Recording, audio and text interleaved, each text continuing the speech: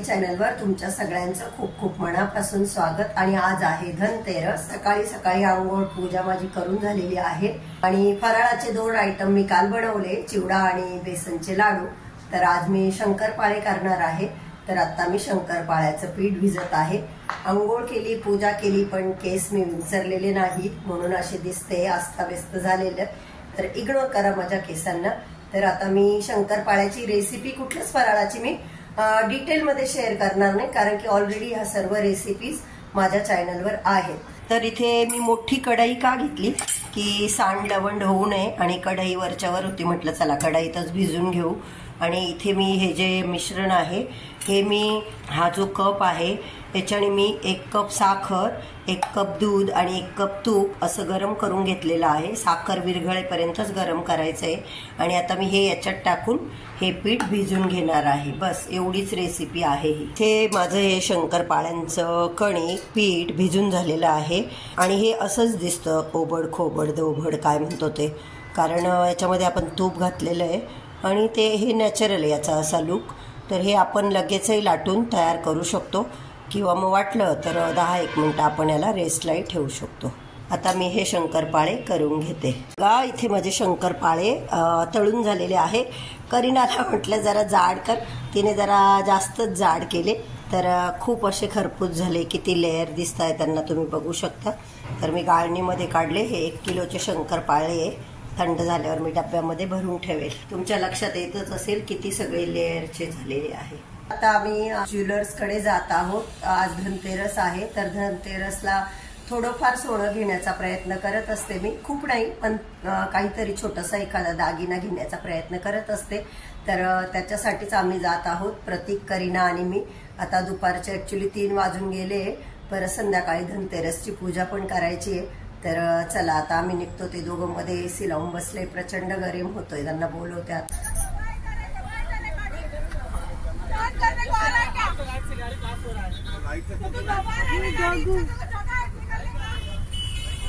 आणि तिथे भांडण चालू आहे। लेडीज लोग नहीं कहीं नहीं। ए लेडीज लोग को दोष मत दे, समझा क्या? तो आवाज ठीक कर। तेरे गाड़ी में 2 लेडीज बैठी है। मम्मी तू प्लीज गोव्यागी। आणि सणासुदीचे दिवस आहे आणि प्रचंड ट्रॅफिक लागलं आम्हाला येताने। आता आम्ही गोखले रोडला आलेलो आहोत। आम्ही ज्या दुकानामध्ये सोनं खरेदी करण्यासाठी चाललेलो आहोत हे दुकान आहे। हे गर्दी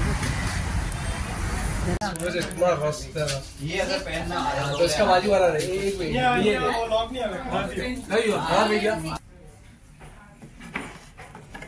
आणि करीनासाठी फिंगर रिंग बघतोय आम्ही धनतेरसच्या मुहूर्तावर।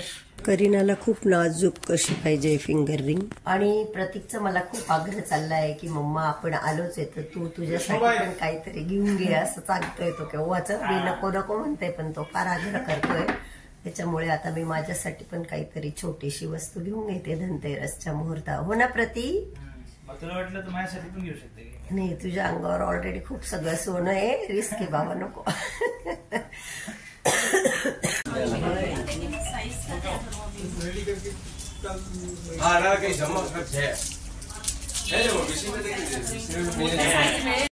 ही लेफ्टला जी रिंग आहे ती करीनासाठी घेतली, तिला एकदम नाजूक हवी होती तर छान मिळाली। आणि हे इयरिंग माझ्यासाठी घेतले। तर ह्या दोन्ही वस्तू आम्ही धनतेरसच्या मुहूर्तावर घेतल्या। त्यानंतर धनतेरसच्या दिवशी धणे घ्यायचे असता। माड मीठ पण घेतलं। डायरेक्ट मांडी घालून घेतली का दीदी? आणि करीना इथे रांगोळी काढते। आता आमच्या बाजूच्यांचं शू रॅक आमच्या दारासमोरच आहे, त्याला काही करू शकत नाही कारण की त्या बाजूला दोन्ही लिफ्ट असल्यामुळे। तर मग त्यांच्या शू रॅक पहिले त्यांचं आहे, आमचं तिकडे आहे मोठं मागे। तर आता ते ठीक आहे ना। तर आता करीना इथे रांगोळी काढते। पूर्ण रांगोळी झाल्यावर मी तुम्हाला दाखवते करीनाने कशी रांगोळी काढली ते। आणि पूजेसाठी फुलं आणि नागलीचे पानं आणायला विसरली मी, ते घ्यायला चालली आता परत। त्या पद्धतीने करीनाने रांगोळी काढली आणि आता दिवे लावण्याची वेळ झालेली आहे। दिवे लावून घेते। करीनाची डॉक्टरांकडे अपॉइंटमेंट होती, गेली डॉक्टरकडे भैया बरोबर तिच्या। वक्रतुंड महाकाय सूर्यकोटि समप्रभा निर्विघ्नं कुरु मे देव सर्वकार्येषु सर्वदा। ओम एकदन्ताय विद्महे वक्रतुंडाय धीमहि तन्नो दन्ति प्रचोदयात्। दिव्या दिव्या दीपकार दिव्याला पाहून नमस्कार, देवा लावला तुळशीपाशी उजळ पडला देवापाशी। तेरसची पूजा मांडणी करताना आधी मी थोड्याशा अक्षदा ठेवल्या आणि अक्षदांवर तुपाचा दिवा लावून ठेवला। दिव्याला मी हळद कुंकू अक्षदा फूल वाहून नमस्कार केला। त्यानंतर मी पाटावर अक्षदा टाकल्या काही आणि ही जी माझ्याकडे फ्रेम आहे ज्याच्यात गणपती बाप्पा सरस्वती लक्ष्मी माता आहेत त्यांना मी फुलाने पाणी शिंपडून स्नान घातलं। ती फ्रेम कपड्याने पुसून घेतली आणि त्यांनाही हळद कुंकू अक्षदा वाहून पूजा केली। तर ही मागच्या दिवाळीला मी ऑनलाईन मागवली होती ही फ्रेम लक्ष्मी पूजनासाठीच। तर काहीतरी 600ला वगैरे मिळाली होती मला, कुठून घेतली माझ्या काही लक्षात नाही। तर हे बघा माझ्याकडे कुबेर यंत्र देखील आहे, हे देखील मी ऑनलाईनच मागवलेलं आहे। तर अक्षदांवर मी कुबेर यंत्र ठेवलं आणि सेम तसंच पाणी शिंपडून फुलाने पुसून घेतलं आणि त्यालाही हळद कुंकू अक्षदा वाहून घेतल्या। आणि त्यानंतर माझ्याकडे एक नवग्रह कुबेर नवग्रह यंत्र म्हणून पण एक फ्रेम आहे। ह्या सगळ्या गोष्टी मी एकाच वेळेस लास्ट दिवाळीला ऑनलाईन मागवल्या होत्या लक्ष्मीपूजनासाठी। हे बघा ही ती नवग्रह असलेलं कुबेर यंत्र आहे, त्याच्यावरती तसं म्हटलंय नवग्रह कुबेर यंत्र। तेही मी अक्षदांवर असं स्थापन केलं, त्याला पुसून घेतलं हळद कुंकू अक्षदा वाहून त्याचीही पूजा केली। आणि मला अचानक आठवलं की नाही मी सुरुवातीला कलशाची स्थापना करायला हवी होती, पण ठीक आहे आता मी ते अक्षदा खाली टाकल्या, त्याच्यावर डिशमध्ये तांदूळ घेऊन ती डिश ठेवली आणि तिच्यावर मी कलश ठेवला। कलशावर मी कुंकवाने स्वस्तिक केलं। तर मी सगळ्यात आधी कलश स्थापना करायला पाहिजे होता, पण तो एक साईडला ठेवला होता आणि त्याच्यामुळे तर चला कलशामध्ये मी हळद कुंकू अक्षदा फूल त्यानंतर नाणं सुपारी हे सगळं टाकलं। आणि खरं सांगू तर पूर्वी कुठं आपण ह्या सगळ्या पूजा करायचं नाही का, हळूहळू यूट्यूबच्या माध्यमातून आपल्याला ही सगळी माहिती मिळत चालली आहे आणि आपण हे सगळ्या उत्तम प्रकारे करायला लागलो। कलशावर मी नारळाची स्थापना केली, नारळालाही हळद कुंकू अक्षदा फूल वाहिले। त्यानंतर कलशाला फूल वाहिल्यानंतर मी काय केलं ताटामध्ये धन्वंतरी देवता म्हणून सुपारी घेतली, कारण कुबेर देवता तर आहे माझ्याकडे पण धन्वंतरी देवता नाही आहे म्हणून त्यांच्या नावाने मी ही सुपारी घेतली आणि सुपारीला स्वच्छ धुवून घेतलं आणि स्नान घालून घेतलं आणि जो लाल पिवळा धागा असतो जो पूजेत वापरला जातो त्याच्याने मी 5 वेढे मारून घेतले। तर तुम्हाला विशेष वाटत असेल की कलशात नागलीची पानं का नाही ठेवली, तर मला खूप उशीर झाला होता आणि मी खाली त्या ताईंकडे गेले, त्यांच्याकडे फक्त 3च नागलीची पानं उरली होती, त्यांनी ती मला दिली।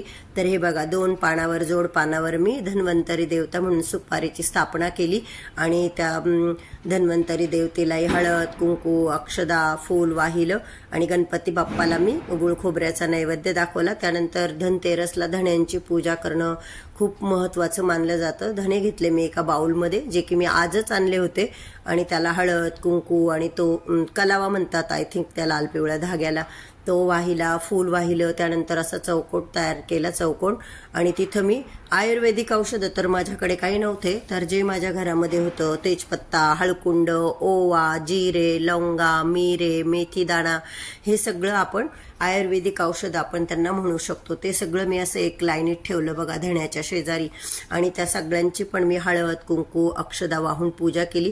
त्याचबरोबर त्या सगळ्यांना मी फुलं वाहिली। आज जे आम्ही सोनं खरेदी केलं होतं करीनासाठी फिंगर रिंग माझ्यासाठी इयरिंग आणि घरात जे होतं थोडंफार असं मी पूजेजवळ ठेवलं, कारण आज धनतेरसला धनाची पण पूजा करायची असते। तरी पण आजकाल आपण कॅश ठेवत नाही त्याच्यामुळे कॅश अशी काही नव्हती माझ्याकडे। हो एक ते काय होतं चिल्लर गल्ला म्हणतो आपण त्याला, तो गल्ला होता त्यातले वाटीभर कॉईन मी काढून तेही मात्र ठेवले होते।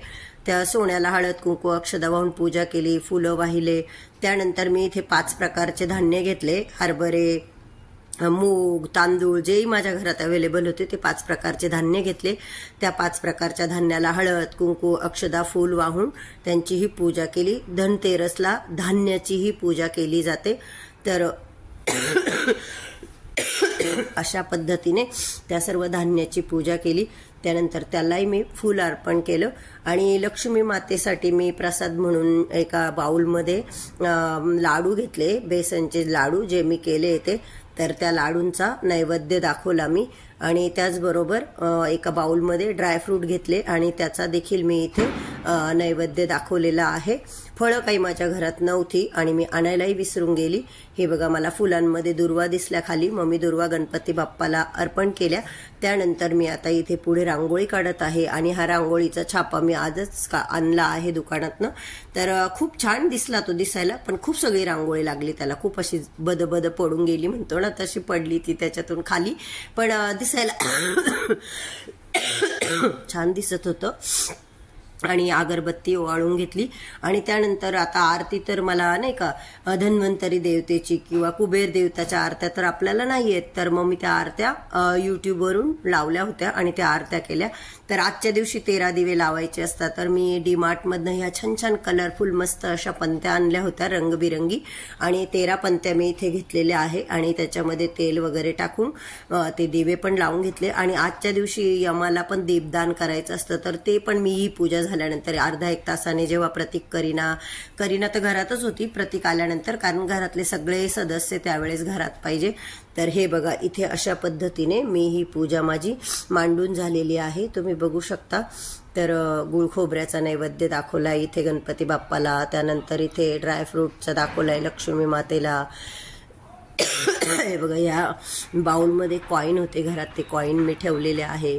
हे बघा, मी जसं तुम्हाला म्हटलं दालचिनी, हळकुंड, तेजपत्ता, ओवा, बडी इलायची, छोटी इलायची, त्यानंतर इथे लवंगा, मिरे, मेथीदाणा, धणे, त्यानंतर हा आपला तुपाचा दिवा, हे मसूर, वाटाणा, हरभरे, तांदूळ, मूग, हे जे माझ्याकडे 5 धान्य होते. त्यानंतर हे बेसनचे लाडू प्रसादाला ठेवले आणि हे बघा छान अशा कलरफुल ह्या पंत्या मी इथे लावून दिलेल्या आहे. आणि इथे माझी ही धनतेरसची पूजा मांडून झालेली आहे, किती सुंदर दिसते तुम्ही बघू शकता. तर पूजा मांडल्यानंतर आरत्या केल्या मी, ज्या आपण रोज करतो.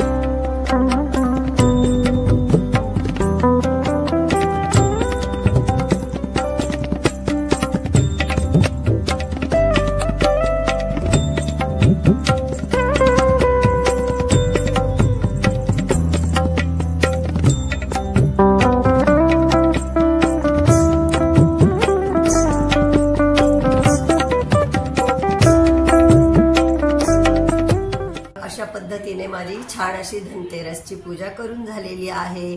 आता जी काही सेवा करायची आहे ती मी आता करणार आहे. 13 दिवे लावले मी, पण आता आम्ही कसं फ्लॅटमध्ये राहतो तर मग कुठे कुठे ठेवणार, म्हणून मग मी देवाजवळच म्हणजे पूजेजवळच 13 दिवे ठेवून घेतले. तर चला आता मी माझी बाकीची राहिलेली सेवा जी आहे ती करून घेते. तुम्हाला कसं वाटलं आजचा व्हिडिओ, आवडला का? व्हिडिओ आवडला असेल तर व्हिडिओला लाईक करा.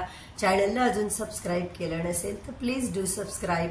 ही दिवाळी तुम्हाला सगळ्यांना खूप आनंदाची, सुखासमाधानाची जाओ, हीच भगवंताच्या चरणी प्रार्थना. आजचा हा व्हिडिओ बघितल्याबद्दल खूप खूप धन्यवाद.